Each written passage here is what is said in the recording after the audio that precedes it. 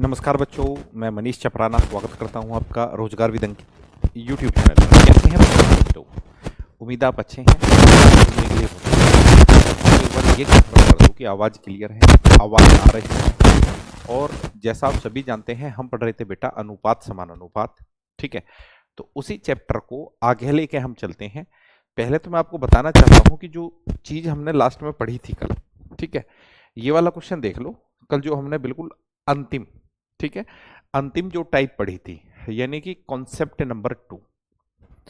प्रदीप, पूजा आर्या, हरेंद्र भारद्वाज, पवन, मानव, पिंकी जी, आइए बच्चों, सभी का स्वागत है, सभी का वेलकम है तहे दिल से।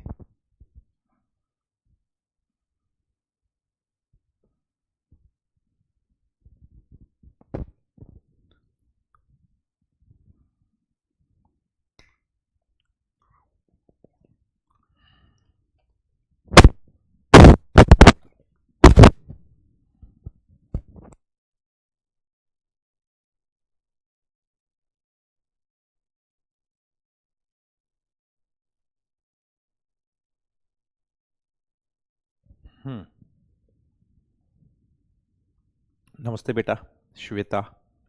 थोड़ा सा आवाज का बताओ मुझे, है ना, आवाज का डाउट रहता है, बाकी सारी चीजें ठीक है।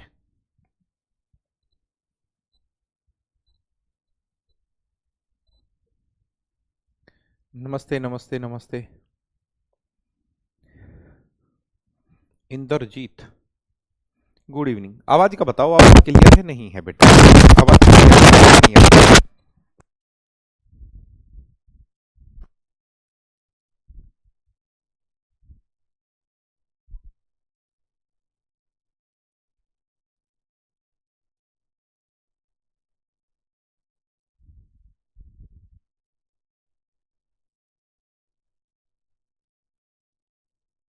देखो बेटा, तीन संख्याएं हैं, 1/4, 5/9, 7/12 के अनुपात में, ठीक है। वो कह रहा है सबसे बड़ी और सबसे छोटी संख्या के बीच का अंतर है 180। तो तीनों संख्याओं का योग क्या है? देखो जी और समझो। तीन संख्याएं 1/4, 5/9 और 7/12 के अनुपात में है जी। 1/4, 5/9 और 7/12 के अनुपात में है, ठीक है। हमारा पहले ही काम होना चाहिए कि अनुपात को सही रूप से बनाना। उसके लिए मैंने आपको बताया था कि भी लघुत्तम ले लो, ठीक है। 4, 9, 12 का लघुत्तम ले लो। आप कहेंगे जी लघुत्तम तो 36 आएगा, तो 36 को मैंने लघुत्तम ले लिया जी, 36 के ऊपर गुणा कर ली, ठीक है। तो 4 निम्न 36, ठीक है, 9 चौके 36 और 12 तिया 36। कितना आया जी? 9 एकम 9, ये 9 आ गया, 4 पंजे 20 आ गया जी, और 7 तिया 21 आ गया। ये आ गया जी तीनों संख्याओं का अनुपात। कहता सबसे बड़ी और सबसे छोटी संख्या के बीच का अंतर 180 है। सबसे बड़ी और सबसे छोटी, सबसे बड़ी और सबसे छोटी, मेरे बच्चे ये सबसे बड़ी है और ये सबसे छोटी है, इनके बीच का अंतर कितना है? 21 में से 9 घटा दो तो 12 है ना, ठीक है बच्चे, 12। और कह रहा अंतर 180 है, अंतर 180 है, तो 12 यूनिट का मान 180, 1 यूनिट का मान है जी 15। कहता तीनों संख्याओं का योग ज्ञात करो। तो तीनों संख्याओं का योग कितना है? 21 में 9 जोड़ दिया 30, 30 में 20 जोड़ दिया 50, और 1 यूनिट का मान है जी 15, है ना। 750 आ गया बच्चे, 750, है ना। उम्मीद है कोई प्रॉब्लम नहीं है, बिल्कुल क्लियर है बेटा, बिल्कुल क्लियर है, ठीक है। ओके, चलो आगे आइए। अब ये होता है इसका बेहतरीन क्वेश्चन। इस टाइप का जो सबसे शानदार क्वेश्चन होता है, जो आजकल बहुत ज्यादा पूछता है, वो ये है ना। इसका जो सबसे अच्छा सवाल होता है बच्चे इस टाइप का, वो ये है, एक बार इसकी लैंग्वेज को पकड़ो। माया जी आवाज अब ठीक है, ठीक है, आवाज ठीक है। वो कह रहा है कि 117 को एबीसी में 1/2, 1/3 और 1/4 के अनुपात में बांटने की अपेक्षा गलती से, त्रुटिवश यानी कि बाई मिस्टेक, ठीक है, त्रुटि से 2, 3, 4 के अनुपात में बांटने पर किसको लाभ होगा? किसको लाभ होएगा बेटा, ये आपको बताना है। अब मेरी बात को सुनिए, मेरी बात को सुनिए। उसने बांटा है माफी चाहूंगा, 1/2, 1/3 और 1/4 के अनुपात में, ठीक है। इस अनुपात में बांटना था, यानी कि ये बांटने का सही तरीका होता। हमसे बोला गया कि भी 117 रुपए को बांट दो। हमसे बोला गया कि 117 रुपए को बांट दो 1/2, 1/3 और 1/4 के अनुपात में, है ना। पर गलती हुई है बांटने में, है ना। तो अगर हम सही बांटते तो हमें पता है 2 3 4 का लघुत्तम कितना है जी, 12 है। 12 12 तो 2 छिक्के 12 जी, 3 चौके 12 जी, और 4 तिया 12 जी, है ना। तो बच्चे कितना पैसा बांटना था, 117 रुपए बांटने थे। कितनी जगह बांटने थे, 6 और 4 10 और 3 13। एक यूनिट का मान आता जी 13 निम्न 117। तो जी ए बी और सी को जो पैसा मिलता, ए बी सी को जो पैसा मिलता, 9 छिक्के 54, ए को मिलते 54 रुपए, 9 चौके 36, बी को मिलते 36 रुपए, 9 तिये 27, सी को मिलते 27 रुपए। परंतु उसके बांटने का तरीका गलत है, उसने चीजों को ढंग से सुना नहीं है, ठीक है। उसने जल्दबाजी करी है बांटने में, जल्दबाजी करी है ना। उसने बातों को ठीक से सुना नहीं है, उसने बांट दिया है 2 3 4 के अनुपात में। उसने ए बी सी में बांट दिया है 2 3 4 के अनुपात में, ठीक है। कितना पैसा था, 117। तो 4 और 3 7 और 2 9, एक यूनिट का मान कितना आएगा, 13 13 आएगा जी। तो यहां से आप देखेंगे कि ए बी सी को कितना कितना मिलेगा बेटा, ठीक है। 13 दूनी 26 ये ए को मिलेगा, 13 तिये 39 ये बी को मिलेगा, और 13 चौके 52 ये सी को मिलेगा। ठीक कह रहा है कि भाई किसको लाभ होएगा, लाभ तो मुझे दिखाई दे रहा, लाभ तो बी को भी होएगा। बी को यहाँ 36 हो रहे हैं, यहाँ 39 हो रहे हैं, 3 रुपए का लाभ बी को भी है। पर ये कह रहा किसको लाभ होएगा, बी और सी को दोनों का लाभ होएगा। बी को यहाँ 36 मिल रहे हैं, यहाँ 39 मिल रहे हैं, सी को यहाँ 27 मिल रहे हैं, यहाँ 52 मिल रहे हैं। हालांकि सी को ज्यादा लाभ है, बात को समझो, गड़बड़ मत करो। लाभ किसको होएगा, बी का भी होएगा, सी का भी होएगा, बी और सी दोनों को लाभ होएगा, ठीक है। केवल सी को नहीं होएगा मेरे बच्चे। बी को यहाँ 36 रुपए मिल रहे हैं, यहाँ मिल रहे हैं 39, तो 3 रुपए का लाभ बी को भी है। सी को यहाँ 27 मिल रहे हैं, यहाँ 52 मिल रहे हैं। हाँ, ये कह सकते हैं कि सी को ज्यादा लाभ हुआ है, पर लाभ तो दोनों को ही होगा, लाभ तो दोनों को ही होएगा बेटा, लाभ तो दोनों को ही होएगा, है ना। तो इसमें ये सवाल भी आता है। चलो आगे चलते हैं, हम नई चीज सीखते हैं, बिल्कुल नई चीज। देखो बेटा,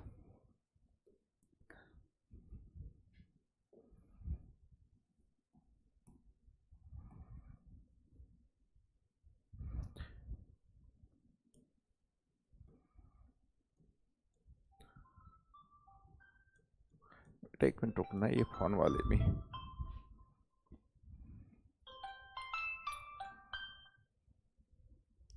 देखो बेटा, कॉन्सेप्ट थर्ड। अब जो कॉन्सेप्ट थर्ड है ना मेरे बच्चे, एक मिनट रुकना बेटा।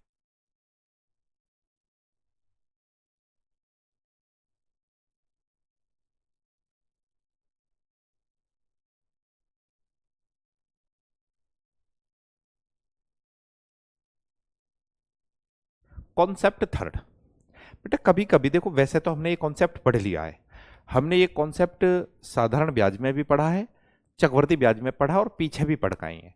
और ये बड़ी इंपॉर्टेंट बात है, आगे भी आप इसको पढ़ोगे। कई बार हमारे सामने ऐसी स्थिति आ जाती है, वो कहेगा कि 2a बराबर 3b बराबर 4c, ठीक है। 2a बराबर 3b बराबर 4c। तो हमसे पूछेगा बच्चे कि तो a अनुपात b अनुपात c बताओ, है ना। ये बहुत जोरदार चीज है, सारे गणित में ये इस्तेमाल होती है, ठीक है। अब मैं आपको याद दिलाऊं, हमने कहाँ इस्तेमाल करी है पहले भी ये। जैसे मान के चलो, हमने पढ़ा था वहां पे साधारण ब्याज में कि एक व्यक्ति के पास में 10,000 रुपए हैं, और 10,000 रुपए को उसने 3 जगह बांट दिया, और तीनों से बराबर ब्याज मिला है। तो वही तो सवाल है ये, वही तो कॉन्सेप्ट है। तो हम वहां क्या कर रहे थे बेटा, हम वहां ये कर रहे थे कि जब 2a बराबर 3b बराबर 4c है, तो हम लघुत्तम ले रहे थे 2 3 और 4 का। 2 3 और 4 का हम एलसीएम ले रहे थे, एलसीएम। एलसीएम कितना आया जी, 2 3 4 का लघुत्तम आया 12 12, ठीक है।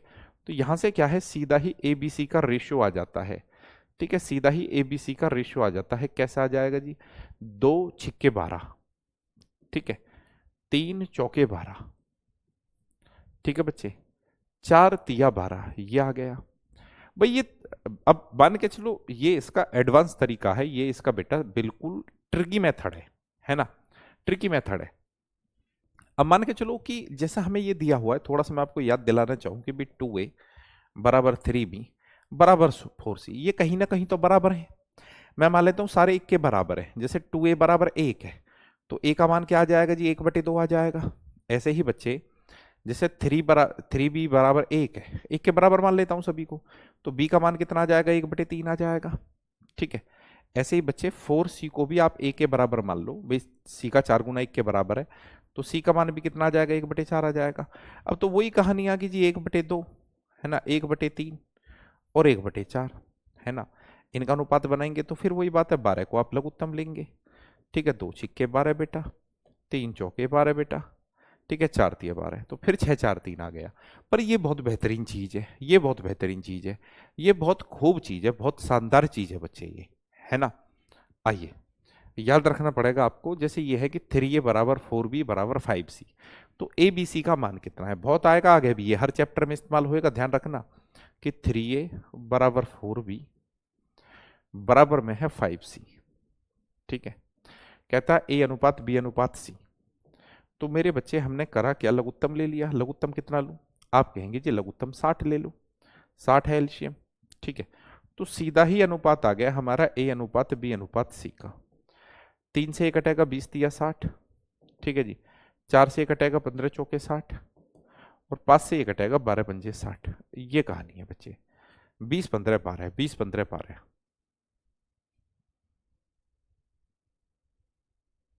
Okay, no problem. ठीक है जी, क्लियर हो गया, बताइए। ठीक है, बहुत काम की चीज है, बहुत काम की चीज है, बहुत काम आएगी आगे भी।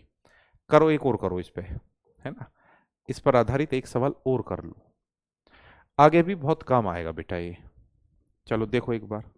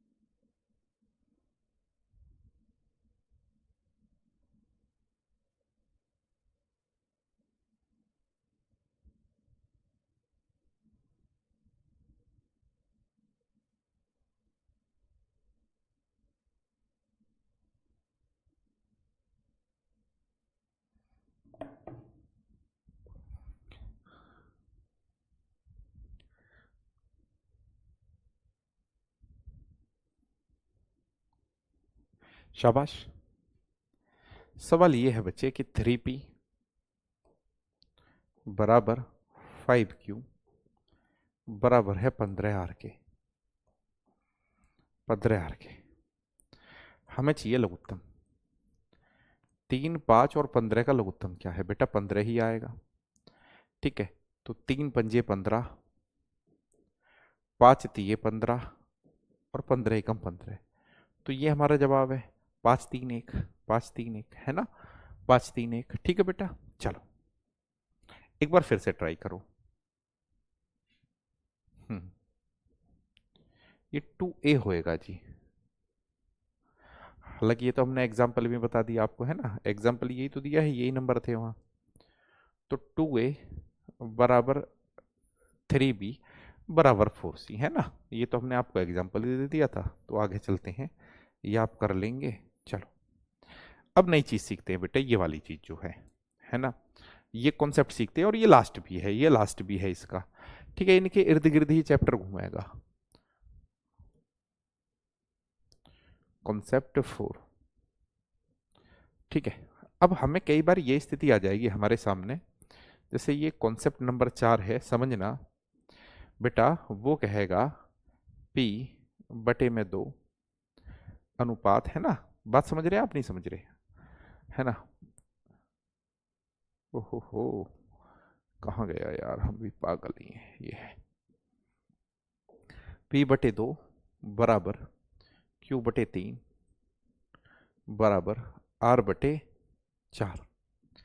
ठीक है, p बटे 2 बराबर है q बटे 3 बराबर है r बटे 4। तो हमसे पूछा क्या है, तो हमसे पूछ रहा है जी, हमसे पूछ रहा है p अनुपात q अनुपात r। ठीक है, p अनुपात q अनुपात r, मैं इसका भी बराबर कितना, ठीक है, बराबर कितना, मैं इसका भी बेसिक तरीका बताता हूं पहले, ठीक है। नहीं तो ट्रिक तो बिल्कुल सीधा ही है। कई बार ये स्थिति आ जाएगी कि भी P/2 है बराबर है Q/3 के बराबर है R/4 के, तो हमें चाहिए PQR का रेशियो, PQR का रेशियो। तो किस तरीके से हमें जाने का है, किस तरीके से हमें जाने का है, देखो हमें किस तरीके से जाने का है बेटा। जब ये स्थिति है, जैसे ये है बेटा P/2 बराबर है Q/3 बराबर है R/4। अब ये कहीं ना किसी के तो बराबर है। मैं फिर से एक के बराबर लेके चलता हूं, जैसे P/2 बराबर है 1 के, तो P का मान कितना आ गया, आप कहेंगे P का मान 2 आ गया। इसी प्रकार से बच्चे जो Q/3 है उसको भी मैंने 1 के बराबर ले लिया, तो भाई फिर तो Q का मान कितना आ गया, 3 एकम 3 आ गया। ठीक है, ऐसे ही बच्चे R/4 है, मैंने उसको भी 1 के बराबर लिख लिया, 1 के बराबर लिख लिया, तो R का मान भी कितना आ गया, R बराबर भी 4 आ गया। आप वैसा आप देखेंगे कि किताबों में के बराबर लेगा वो के, ठीक है, के है ना, हमने 1 के बराबर ले लिया। अरे भाई किसी के भी बराबर ले लो, किसी के भी बराबर ले लो। तो यानी कि P का ओरिजिनल वैल्यू 2 है, Q का 3 है, R का 4 है। तो ऐसी स्थिति में मैं आपको एक बात बताना चाहता हूं बेटा, आपको कान खोल के सुनना पड़ेगा कि PQR, ठीक है, PQR, तो देखो P के नीचे रखा हुआ है ये, तो P का मान 2 ही है। ठीक है, Q के नीचे रखा हुआ है ये, तो Q का मान 3 ही है, और R के नीचे रखा हुआ है, R का मान 4 ही है। तो बेटा ये सबसे आसान होता है इसमें, ये सबसे आसान होता है। तो 2 3 4 ही आ जाएगा, 2 3 4 ही आ जाएगा, 2 3 4 ही आ जाएगा। ठीक है, 2 3 4 ही आ जाएगा बेटा, 2 3 4 ही आ जाएगा मेरे बच्चे, 2 3 4 ही आ जाएगा। ठीक है, एक बार मुझे बता दो थम्स अप करके कि सर जिस बात को आप समझाने का प्रयास कर रहे हैं वो हमारे दिमाग में फिट हो गई है। एक बार बता दो और कुछ क्वेश्चन इस पे कर लेते हैं, जैसे ये है।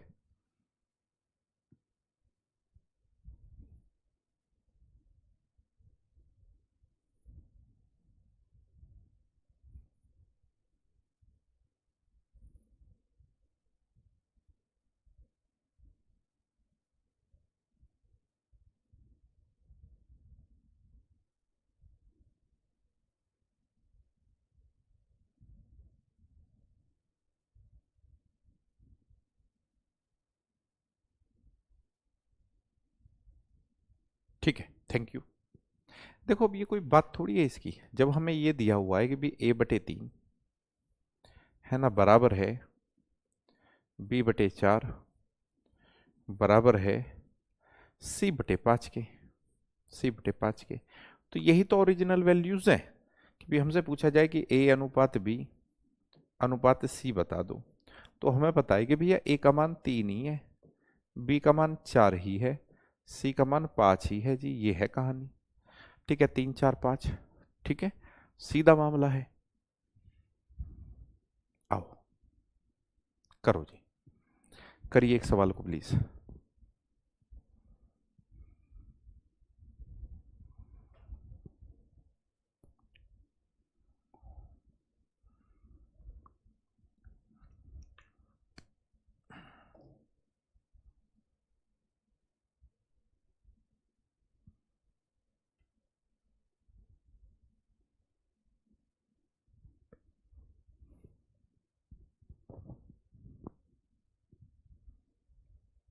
हम्म,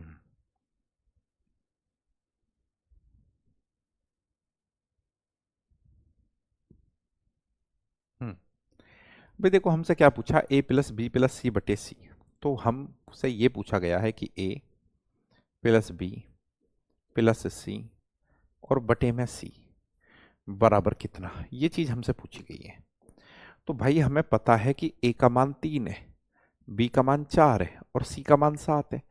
तो A का मान 3 है तो रखो, B का मान 4 है रखो, C का मान 7 है रखो, और बटे में भी C है, तो C कितना है 7। तो ये कितना आ गया, 7 और 7 14 बटे में 7, तो 7 दूनी 14, 7 दूनी 14, दो उत्तर है भैया। ठीक है, चलिए देखो सेम ही क्वेश्चन है जी। ये ऑप्शन बी है इसमें, यानी कि बैंकिंग का क्वेश्चन है कि एक व्यक्ति 3,30,000 को अपनी पुत्री पत्नी और पुत्र में इस प्रकार बांटता है कि पुत्री का 1/2 भाग, पत्नी का 1/4 भाग तथा पुत्र का 2/5 भाग जो है आपस में बराबर है, आपस में बराबर है बच्चों। ठीक है, तो पुत्री का भाग कितना है? अब देखिए, है ना, सेम ही क्वेश्चन है, सेम ही कॉन्सेप्ट है। ठीक है, तो लैंग्वेज में भी क्वेश्चन आ जाते हैं इस तरीके से, है ना। हालांकि क्वेश्चन तो ये बहुत पुराना है, बहुत पुराना है, पर मैं इसलिए ही लाया हूं कि भाई हाँ, आप इसको दिमाग में बैठा लें। कह रहा है कि भाई पुत्री का 1/2 भाग, पुत्री का 1/2 भाग बराबर है जी पत्नी का 1/4 भाग, पत्नी का 1/4 भाग, हिंदी में ही लिख रहा हूं, बराबर है जी पुत्र का 1/4 भाग, 1/5 भाग माफी चाहूंगा, है ना। ये है स्थिति। पैसा बांटना कितना है जी? पैसा, जो पैसा बांटना है वो बांटना है 3,30,000 रुपए। कितनी जगह बांटना है जी? 5 और 4 9 और 2 11, 11 जगह बांटना है। एक यूनिट का मान कितना आ गया? आप कहेंगे जी एक यूनिट का मान आ गया 11 तिया 33, यानी 30,000। ठीक है, तो कहता पुत्री का भाग कितना है? तो पुत्री का भाग तो 2 यूनिट है, 2 यूनिट है, तो पुत्री का भाग 2 यूनिट है, यानी बेटा 30,000 गुणा 2, तो बराबर में कितना आया? 60,000। ठीक है, उम्मीद है बिल्कुल क्लियर है, कोई दिक्कत है ही नहीं। ठीक है बेटा, बिल्कुल क्लियर है। एक बार मुझे बता दो सर, यहाँ तक कोई सिरदर्दी वाली बात नहीं है, यहाँ तक हम बिल्कुल ठीक तरीके से समझ पा रहे हैं, बहुत अच्छी तरीके से हमारी समझ में आ रहा है। ठीक है, एक बार मुझे बता दो प्लीज कि यहाँ तक सर हम समझ पा रहे हैं, कोई भी दिक्कत नहीं है, किसी भी प्रकार की कोई समस्या नहीं है बेटा, एक बार बता दो।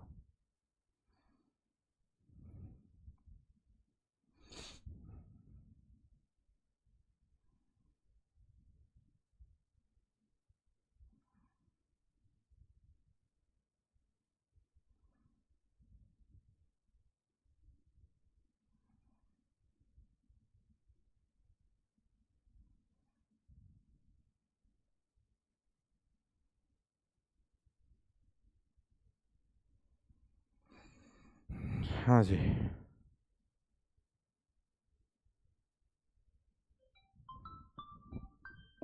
भाई, फोन।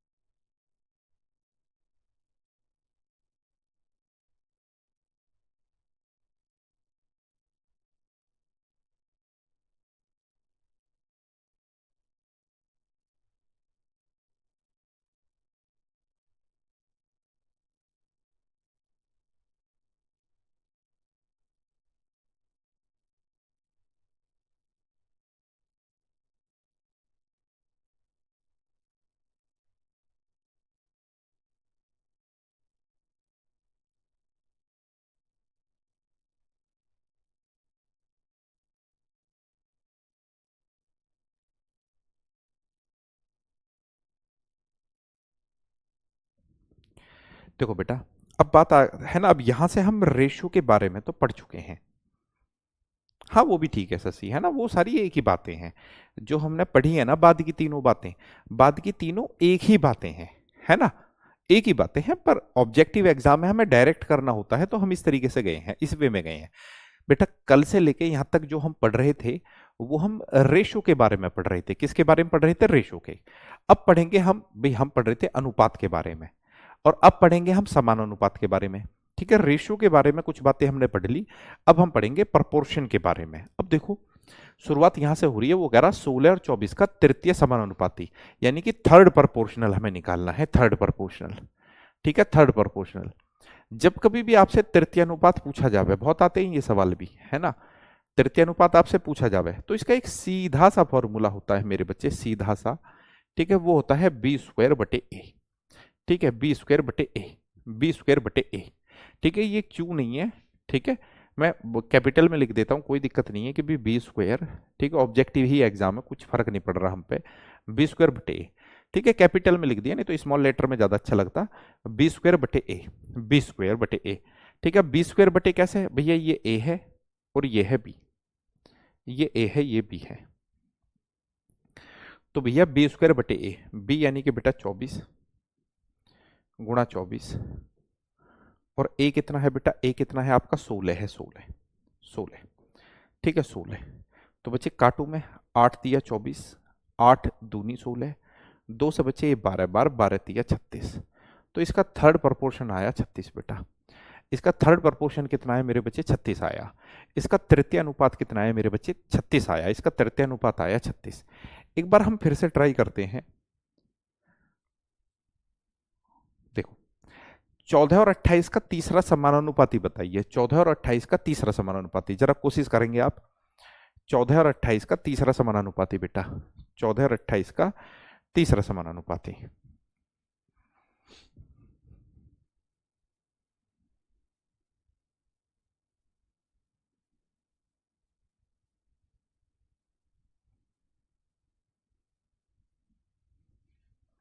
आइए बेटा हम फिर से थर्ड प्रपोर्शनल निकाल रही हैं।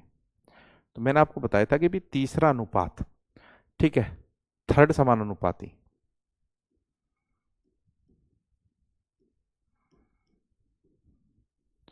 क्या होता है, वो होता है बेटा, ठीक है, बी स्क्वायर बटे में ए, बी स्क्वायर बटे में ए, यानी आपका 28 गुणा 28 और बटे में 14। आप कहेंगे सर 14 दूनी 28 और 28 दूनी हो 56। ये कहानी है जी, ये कहानी। ठीक है बेटा, ये कहानी है। ओके, ये कहानी है बच्चों। चलो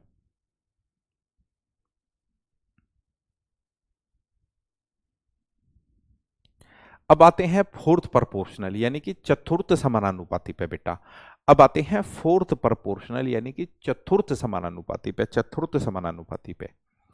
ठीक है, find the fourth proportional of the 18, 36 and 52। ठीक है, चतुर्थ समानुपाती, चतुर्थ अनुपाती क्या होता है जी, चतुर्थानुपाती। ठीक है, चतुर्थानुपाती होता है मेरे बच्चे बी सी बटे में ए, बी सी बटे में ए। ठीक है, यानी कि ऊपर गुणा कर दो बी और सी की, ऊपर गुणा कर दो बी और सी की, और उसमें भाग दे दो ए का। ऊपर गुणा कर दो बी और सी की और उसमें भाग दे दो ए का बेटा। ठीक है, ऊपर गुणा कर दो बी और सी की। देखो ये ए है, ये बी है जी, और ये है सी। 36 गुणा 52 और बटे में है जी 18। आप कहेंगे जी 18 दूनी 36 और 52 दूनी कितना जी 104। तो 104 बिल्कुल सही जवाब है, 104 बिल्कुल सही जवाब है, 104 बिल्कुल सही जवाब है बेटा, 104 बिल्कुल सही जवाब है। बिल्कुल ओके है जी।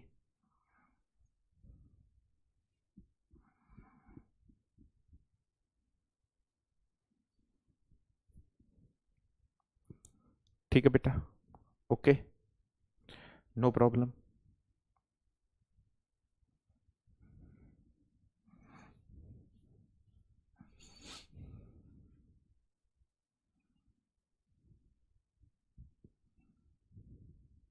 देखो 16 24 8 का चतुर्थ अनुपाती क्या है, 16 24 8 का चतुर्थ अनुपाती क्या है। अब चतुर्थ अनुपाती बेटा वही होता है कि आपका बी सी बटे में ए, यही तो फॉर्मूला होता है बी सी बटे में ए।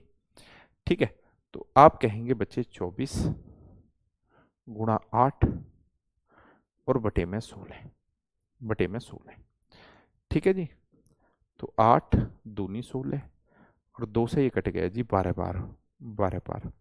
ठीक है, एक बार बता देना, आसान चीजें हैं, ऐसा तो नहीं है मैं बहुत ज्यादा फास्ट पढ़ा रहा हूँ, चीजें ही आसान है, चीजें ही आसान है ना, ऐसा तो ना हो कि मैं तेज पढ़ा रहा हूँ।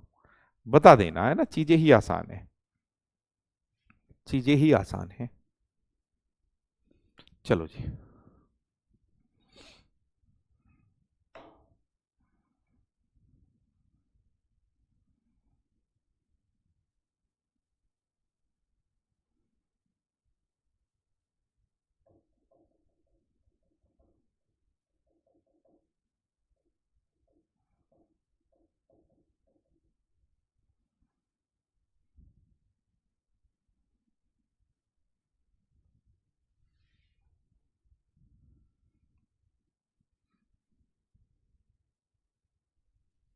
अब देखो एक होता है मध्यानुपाती, ठीक है, मीन रेशियो।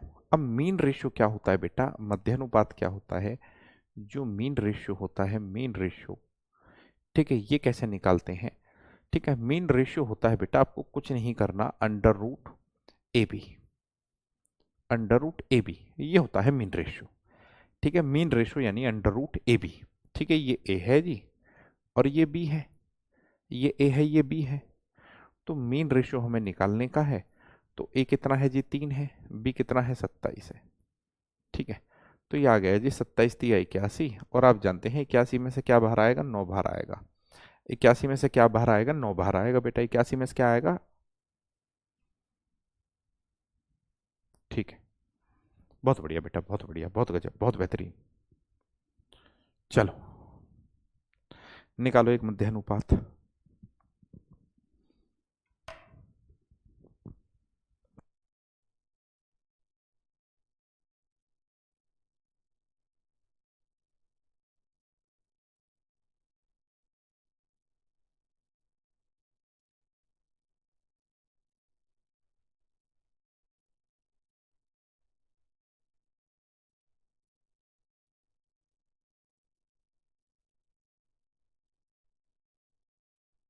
चैप्टर कंप्लीट नहीं होएगा, ये थोड़ा बड़ा चैप्टर है ना, हो सकता है हमें 2 दिन और लग जावे, ठीक है, क्योंकि बड़ा चैप्टर है, ये बेसिक चैप्टर है, बड़ा चैप्टर है, बेसिक चैप्टर है, बड़ा चैप्टर है।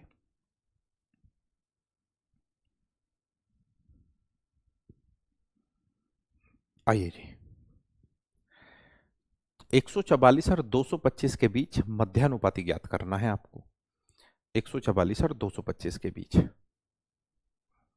है ना, देखिए, तो भैया मध्यानुपात का यही तो होता है A into B root A B, ठीक है, तो आप कहेंगे जी 144 गुणा में 225, 225, है ना, 144 गुणा में 225, अब 144 यानी कि 12 बाहर आ गया, 225 यानी कि 15 बाहर आ गया, दोनों की गुणा करी तो 180 आ गया, 180, ठीक है, 180 आ गया, ठीक है बच्चों, आओ ये हो गया। अब ये देखो, इसका भी पहले एक आसान क्वेश्चन देख लो, देखो पहले सवाल को इतना ही पूछता था, ठीक है, आजकल सवाल को थोड़ा सा बढ़ा देता है, ऐसे पूछता है, तो आप यहां तक ही सीखो, ठीक है, यहीं यहीं तक सीखो कि संख्या 6 7 15 17 में से प्रत्येक में कौन सी संख्या जोड़ें कि परिणामी संख्याएं समानानुपाती हो।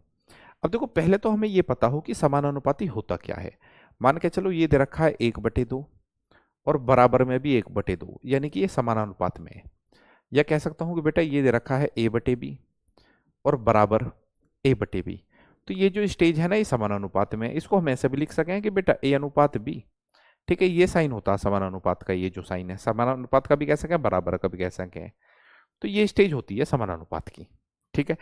अब ऑप्शन से ये सवाल बहुत अच्छा होता है, ऑप्शन से ये सवाल बहुत अच्छा होता है, पर मैं आपको बताऊंगा इसका तरीका, मैं आपको बताऊंगा मेरे बच्चे इसका तरीका, तरीका है ना, तरीका, और तरीका कठिन है तो ध्यान लगा के रखना।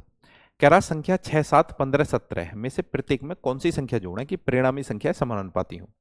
मैं कह देता हूं कि चलो भाई 6 में x जोड़ लो, 6 में x जोड़ लो, ठीक है, और 7 में भी x जोड़ लो, तो ये दोनों बराबर हो जाएंगे किसके, कि आप 15 में भी x जोड़ोगे और मेरे बच्चे आप 17 में भी x जोड़ोगे, तो देखो ये समानानुपात की स्टेज है।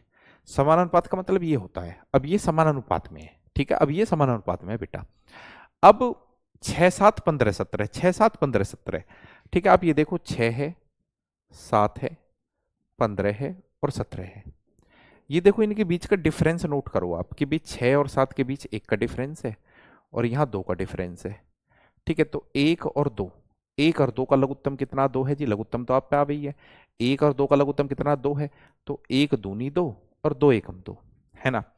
अब बच्चे या तो आप ऊपर वाले को ले लो या नीचे वाले को ले लो, जैसे ऊपर वाला है 6 + x बराबर 15 + x, ठीक है जी, बाईं तरफ क्या आया है 2 आया है, तो 2 की गुणा बाईं तरफ कर दो, राइट साइड में क्या आया है 1 आया है, 1 की गुणा यहां कर दो, तो 2 छिक्के 12, ठीक है, अंदर गुणा करेंगे 2x, ठीक है, 1 की गुणा करेंगे तो यही आएगा कि 15 + x, बेटा 2x में से x घटाया x आया और 15 में से 12 घटाया 3 आया, हमारा सही उत्तर है 3।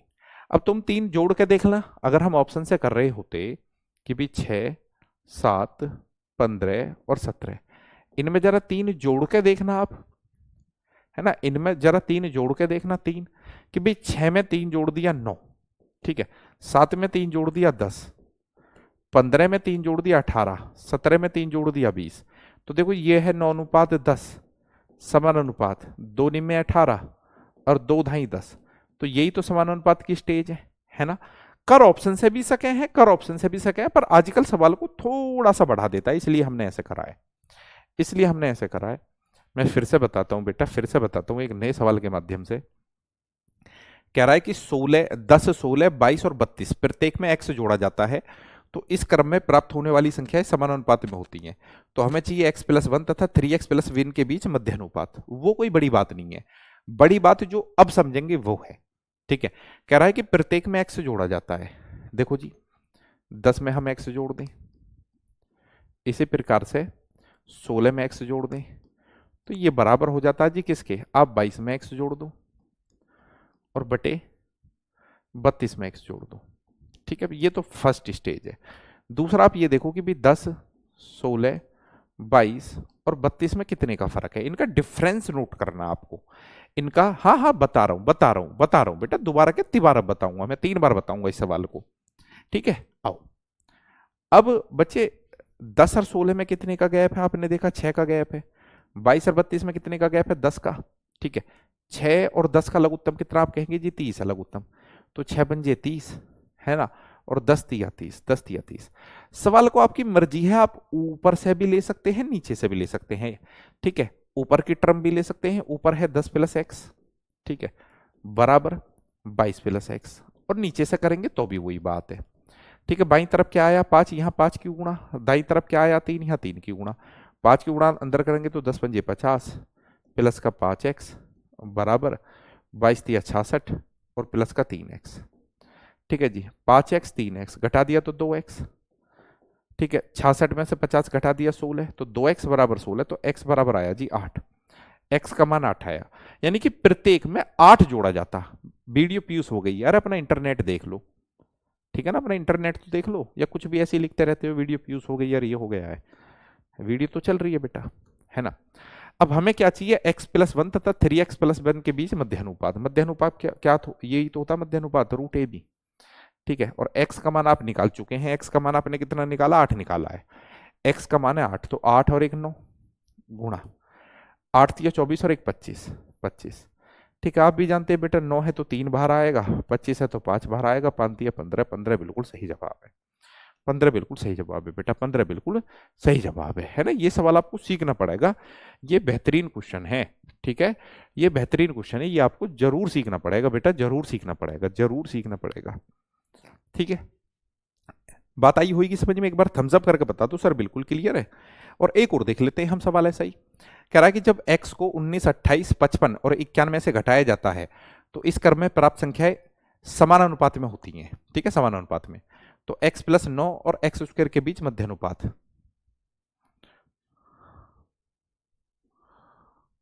समानुपात में होती हैं।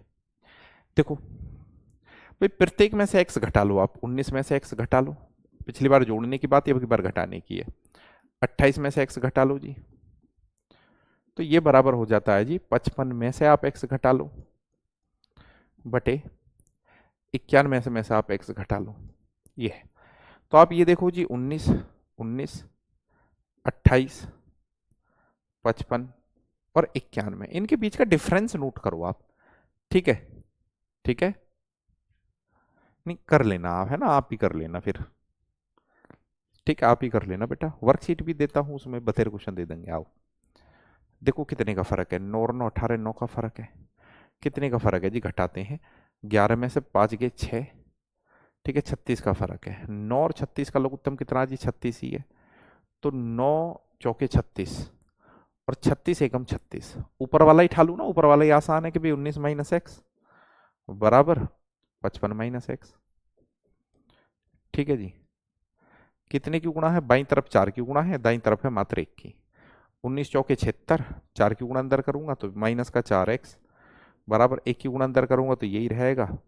आइए इसको इधर ले जाऊंगा तो प्लस में जाएगा, तो बेटा इसको इधर ले जाऊंगा प्लस में जाएगा, तो प्लस के 3x में से x गया, ठीक है बेटा, इसको इधर ले जाऊंगा तो प्लस का हो जाएगा, तो ये 2x बचेगा। मेरा कहने का तात्पर्य ये है, 55 को यहाँ घटाएंगे तो 6 में से 5 गया 1। ठीक है, जुड़ेगा ही ना, घटेगा ही ना। हाँ सही तो है, सही है, सही है, सही है। ठीक है, तो 6 में से 5 गए 1, और 7 में से 5 गया 2, 21। यार फोन वालों ने परेशान कर रखे हैं बेटा। 9 9 18, 11 से 5 गया 6, और 8 से 5 गया 3, तो 9 चौके 36, और 36 एकम 36, तो ये 4 और ये 1, 19 चौके 76, और माइनस का 4x, 55 माइनस x, तो गुरु ये 3x बचेगा। मैं यही तो कह रहा हूँ, ये 3x बचेगा। 3x और x बराबर 3 सत्ते 21। दरअसल हमारा नंबर यार यूट्यूब पे बटा हुआ है, बहुत से बच्चों पे है, यूट्यूब वालों पे, और उनकी वही बातें रहती हैं कि सर यूपी का एग्जाम कब होएगा। अब कैसे बता दूं, आओ। तो x बराबर कितना आया, 7 आया। x बराबर 7 आया, तो हमें चाहिए कितना, x आया 7, तो 7 और 9 16, और कह रहा एक्स स्क्वायर, 7 का स्क्वायर कितना, 49। ठीक है, तो इनके बीच का मध्य अनुपात, तो 4 गुणा 7, 7 चौके 28, 28 आया जी, 28, 28। ठीक है बेटा, 28 आ गया। हाँ हाँ मैं समझ गया बेटा। ना अनीस भाई, दरअसल इसके तुरंत बाद ही मेरी क्लास होती है, तुरंत बाद। आप कहेंगे तो मैं संडे में भी क्लास लगा दिया करूंगा, ऐसी कोई बात नहीं है, इसके तुरंत बाद ही हमारी क्लास होती है। अभी आपकी एग्जाम डेट नहीं है, आप धीरे धीरे धीरे धीरे पढ़ते रहें, है ना। ओके, तो आज के लिए इतना ही था बेटा, आज इतना ही है। कल फिर मिलेंगे, फिर जुड़ेंगे। आज थोड़ी सी छोटी क्लास थी, ठीक है, थोड़ा सा लेट हो गया था, लगभग 6-1 मिनट ट्रैफिक की वजह से। तो कल फिर मिलते हैं, कल फिर जुड़ते हैं। जय हिंद, जय भारत, नमस्कार बच्चों, थैंक यू।